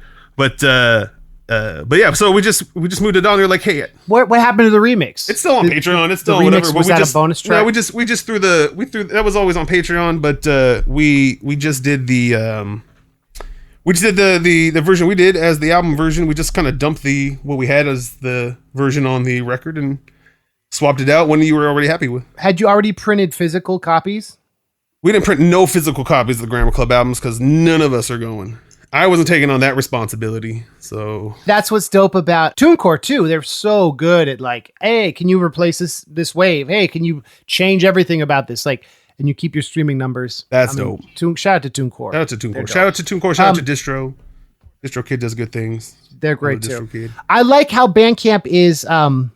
You can do extra stuff like with a PDF or like extra flavor. Anything like that's super dope. Like they'll throw in it's only gotten more expansive as they've gone on and stuff. Like when we first put out Grown Up, Mustin had to like bust balls in and contact like Bandcamp people and figure out how to set up a pre-order with being able to get the orders for the first one and Now it's just you click a button and it's like, hey, start the pre-order. All right, you ready to launch it? It's go. Now you're good. Now that's sent out. I love it. And people who follow Beefy get the alert. That sends up a lot of them too. And Bandcamp is all like, hey, just so you know, this person bought it because of the email. No big deal. But the notifications got you the sale. So that's why you give us that cut, which I'm fine to give them. There's some bands I love who only use Bandcamp. Yeah. Eschew everything else. I guess Bandcamp is a little less dangerous when it comes to samples. Man, I almost had some issue with Distro when we were putting this album out. I thought this may have been an album that was going to come out tomorrow, if you know what I mean. But we did a remix of a Grammar Club song, and they were like, hey, you can't have this remix on it. That belongs to another artist. And I'm all like, I just spend all day being like, how do I prove to you that I am the Grammar Club and that I'm an official representative? And then the guy emails me back like, hey, dude, I don't even know why this did this. Apparently it was a weird thing, but we got it all set up. You're all approved. Thank you very much. So big shout out to Distro Kid. Which track? Is that the Robot one? S with Schaefer the Dark Lord is on our King Content album as the Grammar Club. And Tanner did a really dope remix on it, made it all robotic, added my second verse into it, a third verse into the song. And we wrap it all up with some more of the remixed little speak and spell things tied in. So it's a really, really, really clever little track that I like. I made a pun about Nirvana and you went Northwest, right? Oh. Kurt Cobain is a constant theme and person I talk about on this podcast as a metaphor for the shift from indie culture to mainstream culture, how it was Nirvana was kind of like the last frontier of underground American music, and how the intersection of addiction, cable television, how all of that was this perfect storm for this brilliant short-lived career that ended quickly. And I think, all Kurt wanted was to heal. I've read like every biography I can about him. And I'm not an expert, but I love learning about him. To heal the pain from his difficult family life in Aberdeen. You know what I mean? And that really all he wanted to do was be home with his family and make the music he loved. And I think if Kurt were to if he were alive and he were to see an artist like you or an artist like me who creates the music we want on our own terms and is able to be in a healthy relationship and able to do all these things, I think he'd be proud of how the indie music culture found a home within the machine of being able to have your voice heard by everyone. And I think that's a uplifting thing, and talking to someone from the Northwest, wondering what was it like as a kid with grunge blowing up over the mountains in Washington, and how did you feel about that whole movement? And how do you feel about what I just said? I feel like that's very inspirational. I feel like you're right. I feel like that he got caught up in that, it's getting much bigger than he could, and he couldn't be home with his family, and he had his own demons and own mental health issues, but it's I don't know if there's any Northwest specific issue. I mean, because I was a kid when grunge was out, when that was heavy. I was were you a fan of Nevermind? When I got older, but not at the time. I was more into Teenage Mutant Ninja Turtles than I was into Nevermind or any Pearl Jam or anything like that. How old are you? 33 years old, 32 years old. One of those two. So you're 4 years younger than me. So you would have been 6. Right. So I was a youngin'. I wasn't really into music till middle school, whatever. So it was, I was more familiar with Weird Al Yankovic's cover songs of grunge music than I was with the actual artist at the time. So right. I didn't. That was my inroad also. Right. Yeah. Right? And then Smells Like Nirvana. Genius. Great song. All the songs at the time were great. All his songs are great. Bad Hair Day, great album. We wanted to do songs of that at our talent show and stuff. But that was my eros to a lot of it. So that was never a huge influence besides the fashion of the day. There was a lot of flannel. I'm sure I had a flannel shirt or whatever and wore it in various interesting ways and grungy clothes and whatnot. I never had long hair, but the styles of the time were bustling. But it was never. I don't know. It was at my younger age. It was never that influential. And then at the time everything happened, I was older, and I was a freshman during it was a weird time. Everything got weird as I got into high school. The world changed with 9/11 and stuff. I was a freshman, and so it was things got weird. But before that, everything was real cool, and there's just no. I just don't remember grunge playing a huge role on this side of the mountains anyway, in my tiny little Tri-Cities nuclear power plant world. Were you proud of Macklemore's success? Were you yes, or were you kind of I have no connection to this? Well, I don't have any connection to it, but I'm hella proud of Macklemore. I think Swift Shop is the dopest song. I think Downtown is dope. He shut down all of Spokane. No one gives love to Eastern Washington, Lars, and so I am a full-on supporter of anyone who wants to shut down a town I spent 5 years in and wants to make a music video. He filmed it there? Part of it there? He filmed the whole thing. All those scooters, all the downtown was shut down at the mall and at the riverfront because Macklemore was filming a video. And I was all right with that. I was cool with that. I was working 20,000 hours a day, so I couldn't be into the audience thing or part of that. They shut it down because they had this whole thing where then the street and the cameras zooming in, the streets are empty except for them, and it's that's the mall. They shut down all these businesses just for this Macklemore video, but I thought it turned out cool. But no, I'm a big fan of his. I think he should get all the success, man. I think we're nostalgic for Nirvana, or I am, because it was a finite moment, and in a similar way, I'm nostalgic about nerdcore, but none of us, well, not all, we've lost people, but we're still going. Yeah, we have. Shout out to those people we lost, man. Gigahertz, rest in peace. Poor Gigas, dude. Yeah. Were you friends with him? I was lucky enough to get to see Gigahertz at several of the Seattle shows I would do. He'd open up, he would be in the shows, the audience, just having time of his life or whatever, at the Optimus Rhyme shows and stuff like that.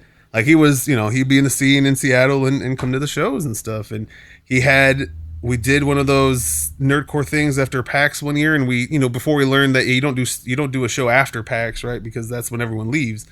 But he was one of the opener guys, and he was dope. Like, I thought he was cool. Like, he had this whole little shtick. He had like dope. Good rhythm and flow versus some of the other people we would work with who only had like a couple songs.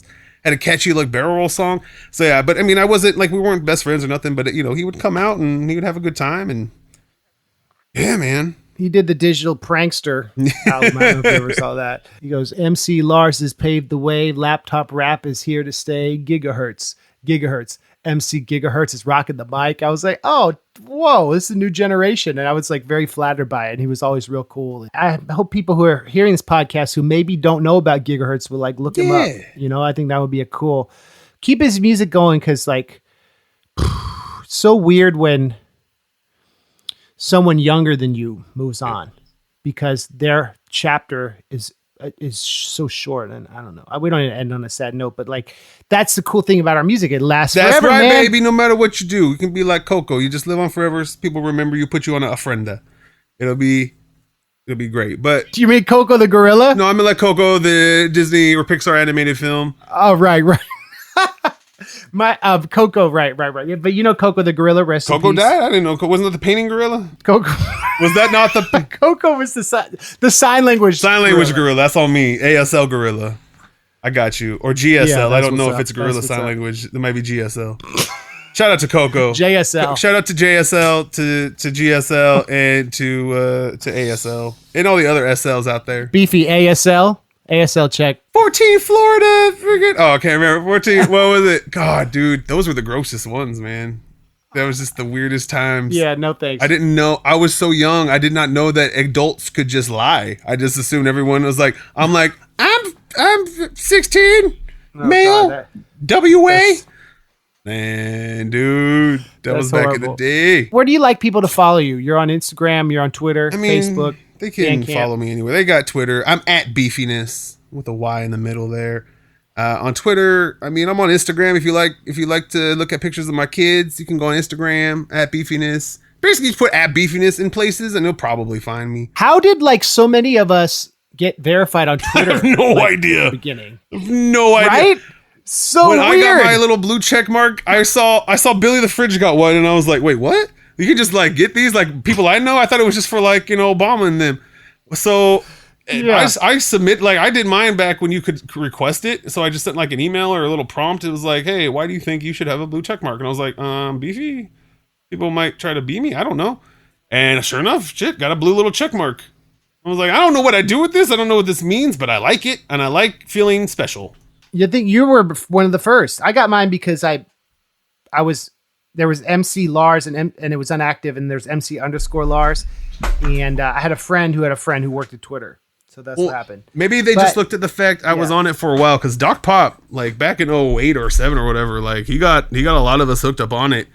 Because, he's from San Francisco. He knows all the nerds. He's all into that. He was on Twitter back when it was just he was sending just text messages to your phone straight up. So I had to mute a lot of people. But yeah, man, that's been around for a while. So I'm wondering if it was maybe just well, he's been around for a bit. You know what? Let's throw Beefy a bone. Let's give him a blue check mark. See what he does with it. Yeah. Do you are you verified on Instagram? I don't think so. I don't think I have enough followers to necessitate it.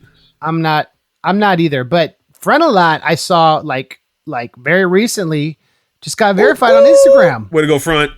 Shout out to him. So you can request it, and I've done that many times. I think that you need a documentary about you. That's probably what it was. They probably watched Nerdcore for Life, and they were like, "Hey, this is Beefy. He needs a blue check mark." They saw Nerdcore Rising. Yeah. They're like, "Frontline needs one. Where's your documentary coming, Lars?" I assume this has been a decade in the making. That you've been filming things subtly here for the last decade. I don't know if you knew I was filming this interview, so the whole documentary is just the video accompanies of this. I like it, and we're gonna go to we're gonna cut away to clips of your various exploits. I like it. If y'all have ideas for what Beefy and I should call our collab retrospective album, tweet at both of us, and we'll pick one. And if we pick your name, you are going to get 40 shirts. No, you'll get a shout. We'll shout you out in one of the new songs we make. That'll be your thing. Yeah, that's it. If you give our title, I'll do an outro where I explain how we got. Actually, let's do the outro right now, and we'll just use it on the track. Okay, so imagine there's a beat behind us. Yeah. Thank you, ladies and gentlemen, This is our collaborative album. for joining our sweet collaboration. We just made you an album, baby. I hope you loved it. And we want to thank Insert Name Here Insert name here. for giving us the title of our album. Insert album title here. Dopest record in America. With a title like Insert album title here. You know it's gonna be great. You know it's good. You know this is the dopest album. Insert album title here. Blowing down 2000 whatever. You cannot go wrong. We want to say, watch out, Billie Eilish. We want to say, watch out, Lil Nas X, because there's a new #1 album on the charts. It's called Insert album title here. Ooh. Yeah, you're on like the good ones I try to put up on like Spotify and stuff. The ones that like we try on, and it's not just like me doing a weird mix of the beat I found. Yeah, you're on all the good ones. I want good people on my album, so people are all like, oh, well, he must be cool because he has Lars and he's got Megaran and he's got Schaefer on his album, and like I'm sure if I asked Front, he'd be down, but I'm always too afraid. You never had Front on your record? I don't think I've ever had Front on one of my records. He loves you. I don't have a good enough song. This is gonna sound rude to like you and everyone who was on my album, but I feel like all my songs was like, no, this isn't good enough for Front. I need something smarter. I need something better. Yeah, that's how I'm feeling about it. I just like Front a lot so much though. He was like him and Chris are like the only two reasons I got into it in the first place. So it's like you have that, even though we've hung out with him and he's a cool guy and he's super sweet and he's like a down to earth normal guy. I just think I just can't get that image out of my head of him being like this, really, really cool guy. Really, really impressive and entertaining, and I'm really intimidated by him. Yeah. Well, I mean, he's tight. I don't think that him being on your record would be a disservice to him if it's not a like platonically perfect ideal track, right? I think it could be dope. I don't think you should be scared. I think you should be on Too Big to Fail 3. I don't know. I'm not his manager. I'm just saying, like, he likes you, man. He speaks very highly of you constantly. I don't think it's a case of him like, oh, this isn't like, I don't feel like it's him going to reject me. I just want to like, I want to impress him. Like I want to get something like, oh snap, Beefy, you were great. He did a track with us for Grammar Club. He did a song called Plastic Submarine with him. Oh, and I feel bad because all right. I feel like I was so intimidated that I just my entire part was just gibberish. Like I don't even know. He had to ask like, what is this song about? And I was like, God, I don't really. I'll be honest with you, but it's a submarine in there somewhere. So the new album is out today. You gonna do any shows? Like, are you opening for them when they come through? Frontal at them or nah? No. I'm not doing any of that. I might do a show in the Tri-Cities. So we have this little spot called Adventures Underground that I got a buddy owns the place. So we may do a little show, little hometown situation for my hometown people. But yeah, I ain't gotta. Nah, probably no shows. Maybe next time. If I do, it'll probably be, in Seattle. So we'll do something. We'll do something cool. What's up with the videos? You doing any videos? No, man. Until my kids figure out how to use, Premiere, and then I can excuse them to start. Hey, now film me doing this thing, and they'll be like, "But I want to do my own project." I'll be like, "It's about Daddy's time. Daddy's time." What are you? Are you on? What's plan. Your YouTube channel? It should be like Beefy or Beefiness or Ultimate Beefy. Oh, here we go. I don't know. People find here we it. Go. Beefy. Find it on there somewhere. It's like C/Beefy. I'm already subscribed, dog. Of course you're subscribed. So, you're a good. So human. You got videos. Person. All right. You got an announcement about the revival. We got some. Yeah, we made a little thing about the revival. We did some. I mean, we did a video for Join My Guild, which people were like, make fun of. So I don't like to make videos, man. People just get salty. People, I don't know. I don't like to put myself out there like that. So, yeah, that's the thing. I think a lot of you talking to me like, stuff, I think a lot of nerdcore people eschewed YouTube. And we're like, I'm not trying to like MC Chris, someone who was like, I've got my cartoons. I don't need videos. And then the Watskis and the Mac Lethals took over. And that's tight. Yeah. That's tight for them. I feel like they got that confidence. I don't need anyone to see my body. I don't like those kind of comments. So I stick I just stick to my head. Yeah. I'm all about you hearing me in your ears. Like this is not a visual podcast. So we have, people can jam out to my voice and my sweet docile tones. without being like, yeah, it's weird how you jiggle in that third minute. And I'm like, all right, okay, that's last time I do full body shots. And that'll be the last time. Grouch says, I'm in your earphones. Let me make this clear, Holmes. It's a great rhyme. Let's end. We're both going to do a little 8-bar freestyle. I give you a topic. You give me one. That's what's up. Acapella. I've never done this on the podcast. I got a topic for you. But I'm not. I'm one of those rappers that doesn't freestyle, right? Like, you're about to be one of those rappers that does on the MC Lars podcast. Your album's out today. Silver Surfer. Okay. That's your topic. Okay. Silver Surfer coming down on his light board. Everybody thinking that I got nothing. Hold up. That's not how I rap. Silver Surfer, the greatest silverest guy in the world. I hear that Keanu Reeves is going to be him, and then I'll be really thrilled. If Galactus is coming, then he'll be there. I used to have Silver Surfer on my underwear because I go way back, like back in the 60s, whenever they created him. I hope that no one listens to this. Let's end it. Good job. Good job, Beefy. Good job. That was good. Is Keanu Reeves? You know what? That was ill. I'm a really good rapper. Is Keanu Reeves going to play him? I should become a freestyle rapper now. There's always rumors about who's going to play who. That Fantastic Four meets the Silver Surfer was like a bomb of a movie, wasn't it? It was, but you know what? Silver Surfer was the dopest bit about that movie. He looked great when that movie came out. It was good. His parts were great, I thought. Bring back Silver Surfer. You got a topic for me? All right, man. I want you to talk about collectible card games.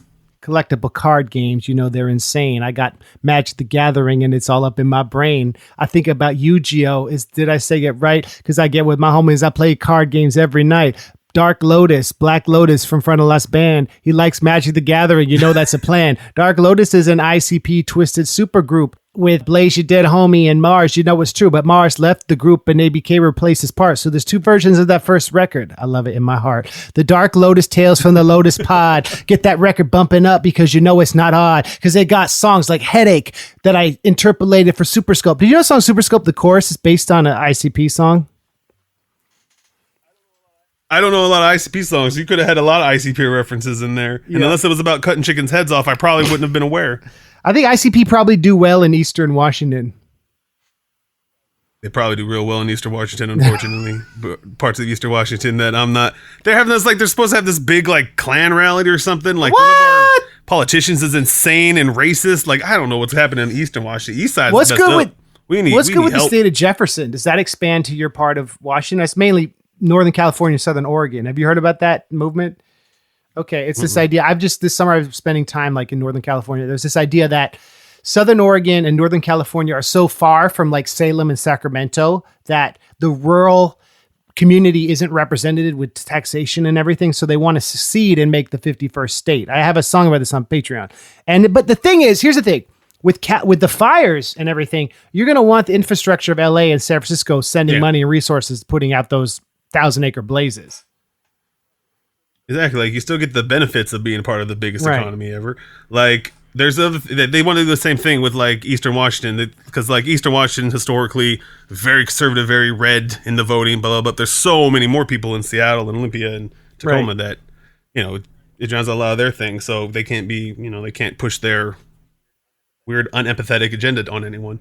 So that's, they always threaten doing that on over here too. They just want to cut by the Cascades and be like, this other state on the right half and the west half can have their own thing. But for that to happen, you'd need Congress and the state and the communities to all vote on it. So it's very hard to secede. That didn't do too well for a certain part of the country. Yeah. If we look at the history of people who've tried, or groups that have tried to succeed. They did not succeed. They don't succeed. Hey, we did it at the same time. Keith. Do people call you Keith, or do I just do that throughout this podcast? Do people know you're Keith? I think you're the only one that calls me legit Keith, that I know through Nerdcore. Because I know I've introduced myself as Beefy, but you're the only one that's really called me Keith all the time. And I don't begrudge you for it, and I love you for it. Everyone else calls me Beef. My wife calls me Beefy. My kids call me Beefy. Well, Layla calls me Beefy. Ollie calls me Dad. She wants to call me Beefy though. She hears her sister call me Beefy, and so she wants to call me Beefy. And so we say, you can't do that. And she said, it wasn't me. It was my Barbie. You see. So it's a really weird thing to be Beefy at home. But yeah, you're the only one who calls me Keith. So the people in Nerdcore who call me Andrew, I'll give you. It's a very short list. You ready? Damien, Mark, Ben Garby. The fact you call him Ben Garby is good too. I just call him Ben. I don't even know I forget his last name. Weird Al calls me Andrew. He always makes a point. That's kind of cool. Ashley calls me Lars sometimes, which is funny. Like, hey, Lars, come on, you got to do the dishes, Lars. But it's like a personal thing. When someone calls me Andrew and I don't know them, or if I get an email from someone I don't know, hey, Andrew, I'm like, oh, you don't know me like that. Slow your roll. Oh, don't use my government don't name. Call me Andrew if I don't know you. And that's the thing. Like, it's talking about the suit. We're up on 2 hours on the podcast, but I'm just saying. If someone emails you, hey Keith, will you do a verse for me? Or you're like, ugh, call me Beefy. Oh, if someone's saying, hey Keith, it's like that's the government calling. That's debt collector. That's someone who got my information from some baloney. Because I don't put Keith on nothing. I'm Beef Thompson on any form I can fill out that's not like my paycheck, whatever. Really? So, I'm Beefy on everything, man. I prefer Beefy. It's easier. My wife, like I said, everyone calls me Beefy. My mom calls me Beef. Or she calls me Mijo, but everyone calls me put down Beefy. A song. My mama calls me Mijo. Hell yeah. Mama calls me Mijo. Man, Beefy, it's just, if someone puts Keith, like, they don't know at all. Like, they got my information from Wikipedia or something. So I should stop calling you Keith. You don't have to stop calling me Keith. I embrace you calling me whatever you feel comfortable with calling me, because I'll take anything. I call everybody, I'm a big nickname guy in general, so I call me Lars. You never so call I will me probably... I hope I don't offend you. You get an Andrew pass, though. I feel like I get an Andrew pass, but I'll probably still call you Lars, because around the house, that's how we refer to you. That's how we refer to Front. We call Front a lot Front. I know his name is Damien. I've known his name is Damien for over a decade. The only one of us introduced himself whose as real such. name is, his rap name is Chris, right? Yeah. No, but he's Mark. Schaefer's the other one. So, well, he's Mark, but his last name is Schaefer, so I can always assume that I'm calling him like it's a baseball team, and I'm like, hey, Schaefer, get out there. Let's go hit some... a rapper who I rubbed the wrong way by calling him his government name, because a friend of his, I thought, told me that she called him this. POS. She called him Stefan when she was talking about how she gave him my email, and I'd met him at South by Southwest. So I did a song called MC Lars Knows a Lot of People. I have a line, POS Stefan. He's down with me. And every time POS meets someone who knows me, he quotes that line back to them, and he talks about how he does not appreciate it. He said that to Mega Ran. I think he said that to Cuckoo Kangaroo. He's always reminding people that Lars doesn't know him like that. And so I want to publicly say, POS, people call you Steph. No one calls you Stefan. I shouldn't have put that in the song. I was quoting a friend of mine who I thought, and also it was a reference to KRS-One. I was like, he's down with me. And he's like, I don't know Lars's music. What's it? Anyway, I'd met him once, so I regret that. So POS, if you're listening, or if this gets to you, I think you're amazing, and you're not Stefan. So, not to me, not to me. Just Steph, not to me. We don't know you like that. We hope we can know you like that someday, but that day is not there. Hopefully, I can audition for that role. That's the name of one of his projects. So POS is great. So, new record, Too Big to Fail Part 2. This podcast is too long to edit. Very too long to edit. You want a free Beefy shirt? Just pre-order this. Wait, time out. Wait. You're gonna get one of my personal collection, one of my 1000 XL t-shirts. You end up doing that one, so it'll be all right. It'll be good. What's your favorite Beefy? I didn't ask you this. What's your favorite movie? Boy, oh boy, dude, that's a tough one to just drop on a. What do you want to know? Mine. Person. What's your favorite movie? Who Framed Roger Rabbit? R.P. Richard Williams. Well, R.P. man, yeah, dude. Of course, that's the jam.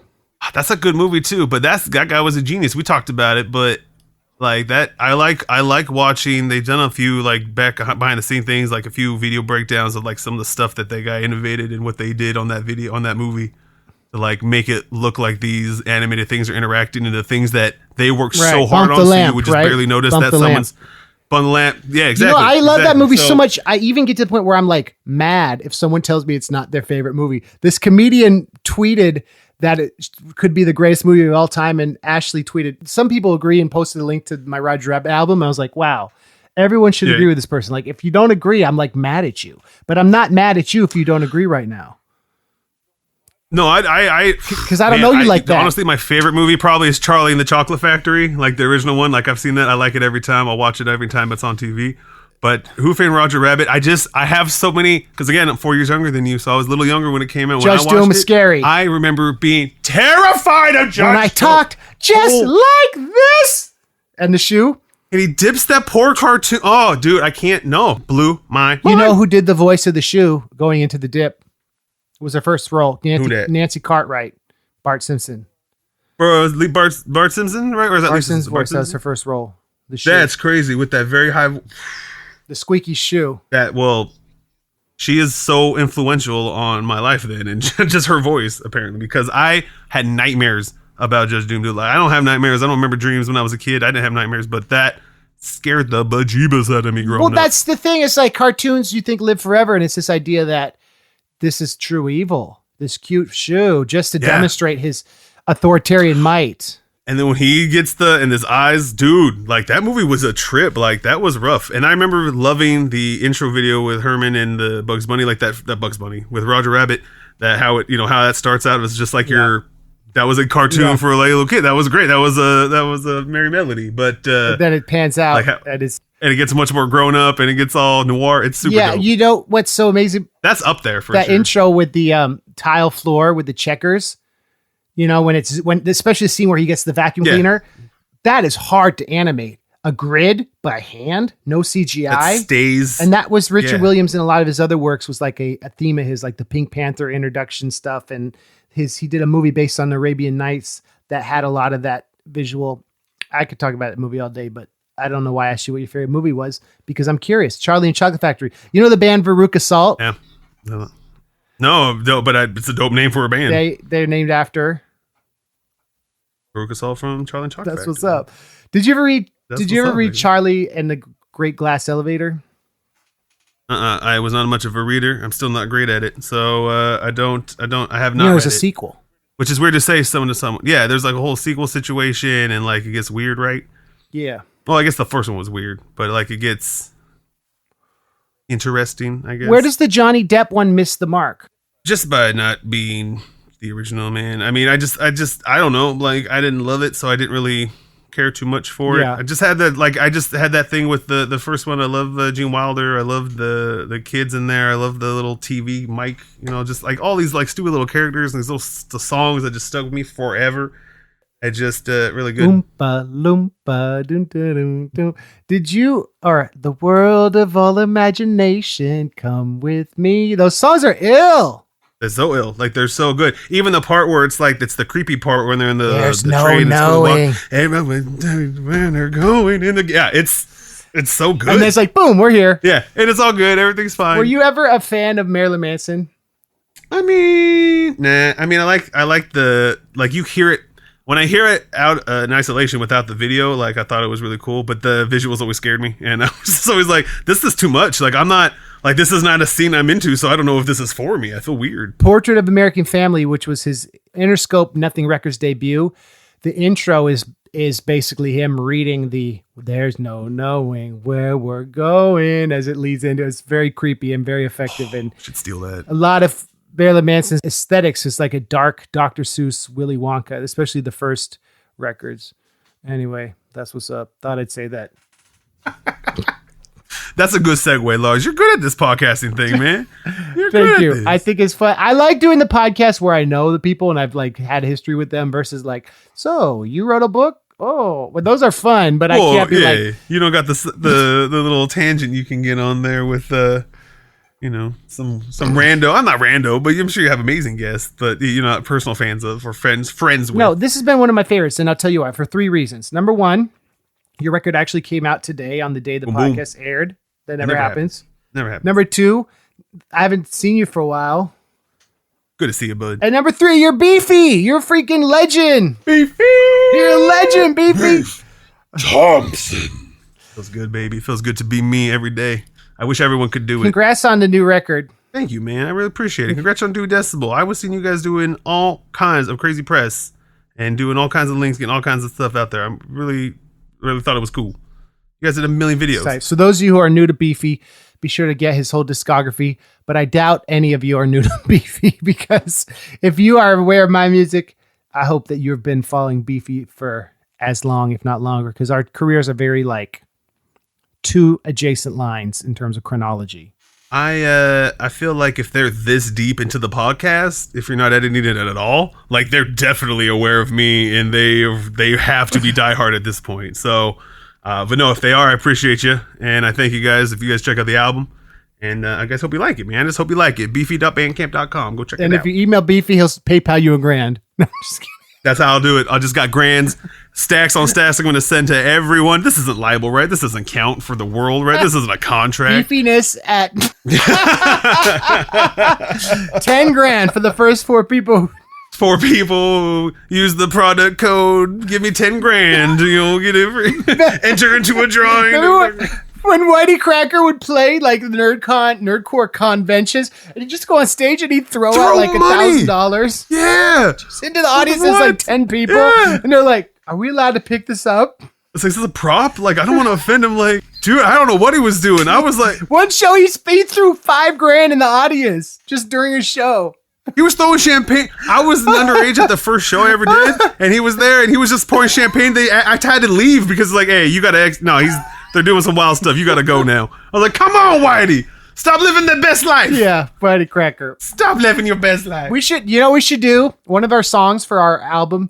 Your album name here we should get Bryce on there. If he'll do it, yeah. If he'll do it, he's a busy man. I haven't gotten him on a thing in a while. He's just been busy guy. He's busy, but I'm just saying, like, if it were ill, it would be ill. It would absolutely be ill if we can get him on there. 100%. Bryce, do it, bud. Come on. I saw him at Anime Midwest a few weeks ago. How was that? Yeah, I was tight, except that I had E. coli and I had diarrhea for a month. Oh, for a month? Yeah, Ashley's like, what's wrong with you? Why are you in the hospital? I think I ate a rotten cucumber. And I had a sublet in Philly because I was supposed to be doing some stuff with Rodney from the Dead Milkman. And I was just, not to get too graphic, let's just say the fireworks on 4th of July were not just over the Philadelphia Arts Museum. You know what I'm saying? Oh, it was also in the Marriott Hotel bathroom and just doing its thing. Yeah, and then I flew to Chicago. And so anyway, when I saw Whitey Cracker, it was great, except for the E. coli. Have you ever had E. coli? I don't think so. Never. No, sir. I don't recommend it. Don't eat rotten cucumbers. I won't. You know what? Just to be on the safe side, I won't eat any cucumbers. Just to keep ahead of the game. I have taste aversion now. When I have a cucumber in my salad, I have to pull it out because I bet it was rotten in the fridge. Yeah, my brother does the same thing with the meatball subs. He got it from Subway one time. I got puke all over me, and he won't eat them anymore. So I don't want them either now. Maybe that's good. That's good. Yeah, I feel that's for the best. I'll eat a pickle, but I'm still in a pickle because it was one of those things where I was like, it was rotten in the fridge. I'm like, I got to use this cucumber. I cut it up and made like a tofu thing. Yeah. I was like, you ate it still raw? Like you didn't cook it up or nothing either? No, I fried it up with tofu and kale. And Ashley was like, sometimes she doesn't like when I experiment with cooking. So she was smart not to share it with me. Smart girl. See, you got to get a smart one. She's less reckless with like eating whatever. And I think it's like if something's rotten in the fridge and if it's like a vegetable, you don't want to put it in your stomach, man. That's smart. That's just wise decision making. I got a coworker though that is like, hey, if something's close to the expiration date, you throw that in a slow cooker. I mean, that's gonna cook it away, right? So, I feel like there's 2 versions of it. How close we talking? Before or after? I feel like the expiration date is an exception. Is it a suggestion? You know what I mean? Like it's a suggestion on there. Like if we don't put this on there, you can sue us. Feel that way? I mean, there's some things like there's some things that have obvious gross. I won't touch it. Like when the fruit gets weird and gross. Nah, dog. I ain't about that life. Like we just buy more fruit. I'm rich. What no problem. That cucumber like had hair on it. Lars. I was so dumb. That was not. Yeah, that was not. I was destined fate. That was not your best decision, but no. You know what? You learn to live another day, and you live to learn another day. So, I thought I was lactose intolerant after that because I was like, nope, I'm rotten cucumber intolerant. That'll do it. Like probably 100% of the time. I'm not a doctor or a statistician. I was at Martha's Vineyard and for vacation, and it wasn't going away, so I had to go to the emergency room and get hooked to the IV. No. No. It was not good. Yeah, it was not good. So it was quite a summer. So I'm no longer... So you're no longer a cucumber eater? No longer. But I am a Beef Thompson fan. And... Oh, man, as you should be. As all people should be. Thank you for doing this. We should just do it more often, just in time. You know what? Just come to Eastern Washington. Completely get out of your way. Just get way out of your way off of 395 and I-5, and just come over to Eastern Washington. Do absolutely nothing because we have nothing much to do here, and just hang out at my house for a while until I have to go to work or hang out with my kids. It'll be easy peasy, and you'll love it. You can hang out with my kids. The Tri-Cities are Pasco, Walla Walla, and we're close. Walla Walla's about an hour away south. It's Tri-Cities is Kennewick, Pasco, and Richland. And you said there's a nuclear power plant there? There's a decommissioned nuclear power facility, nuclear testing facility. I can't remember what it does. I don't think it provides any power. It's literally been in cleanup mode my entire life, and it will likely still be in cleanup mode well after I'm dead.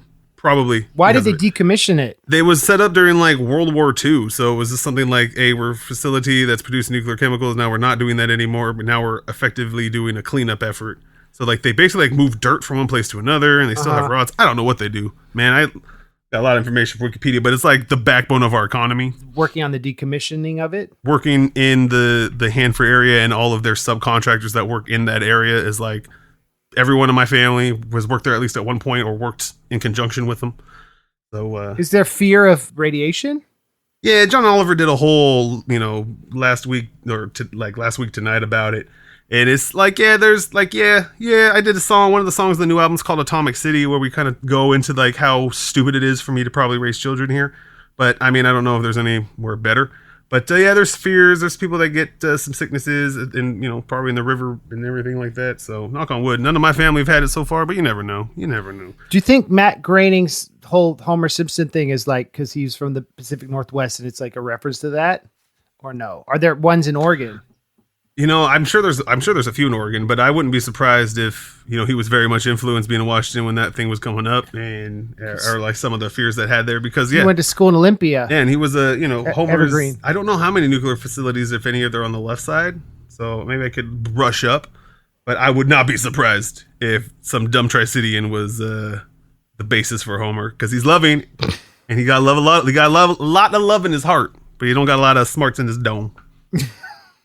But that's tight. Well, now we know about the Tri-Cities. Thanks for schooling us. Hey, you're welcome. You're welcome. Come visit me. All right, I'll talk to you soon, Beefy. All right, dude. Love you so much. Talk to you later, Lars. Love you. Peace.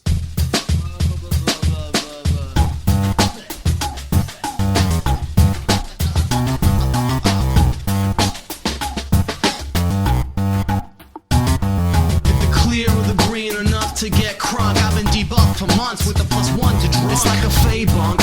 Keep a case in my trunk. It tastes like candy canes. I brush my teeth with that junk. It cured my ADD when playing D&D. I tried to make Mr. Boston accept GP. It's like I got VD, a firewire disease. I got to USB, some fucked up into me. Take a shower, bring the bottle down south. Disinfect my wounds and I wash out my mouth. Ouch. Who moved the couch? And how did MC Router get inside my house? The notion for keeping the nerdy in motion. Peppermint schnapps and slow gin, mint potion. But notion for keeping the nerdy in motion. Peppermint schnapps and slow gin, mint potion. But notion to keep the nerds in motion. Peppermint schnapps and slow gin, mint potion. What keep the devil deep down in the ocean? Peppermint schnapps and slow gin, mint potion.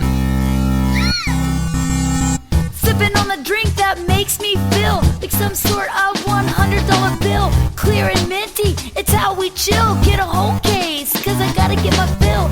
After a few, I reach blurry motion. Sipping on that lead stuff we call a man potion. Coating my insides like tanning lotion. Pass it over here, I'm giving you the notion. So now I'm drunk, feeling really grand. Shell starts flirting and holding my hand. Excuse me, Shell, but we are just pals. I don't wanna sex you up, find another gal. So that's what I told that boy and walked away. And just before I thought he had something to say, slam! He was up against the wall. I said, how y'all are? And my text is straw. He said, what the fuck is this, a fucking Nerdcore X? No show, baby, it's surprise sex. Some more mint potion and maybe some sleep.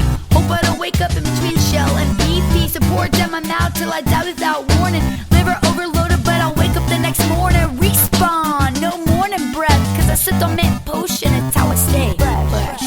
Pop my alcohol cherry with a shot of the mint stuff. Added slow gin and I was ready to get crunk. The schnapps might as well have called it Phoenix down. Cause when I was feeling low, it scooped me right off the ground. Making Beefy feel like he had style and grace. First shot, Christmas parties were inside of my face. Made my head start to shrink, and I couldn't even think of all the other good stuff that I could add to this drink. Oh dear, I think that I might be going down. Take the bottle from my hand and just pass it around. Profound, now you understand the devotion that Triforce has for this drink mid-potion. That was a rare deep cut. Beefy, Shale Riley, and MC Router. Ooh, so good. Beefy, that was a great interview. You inspire me. I love your positivity. I love everything about it.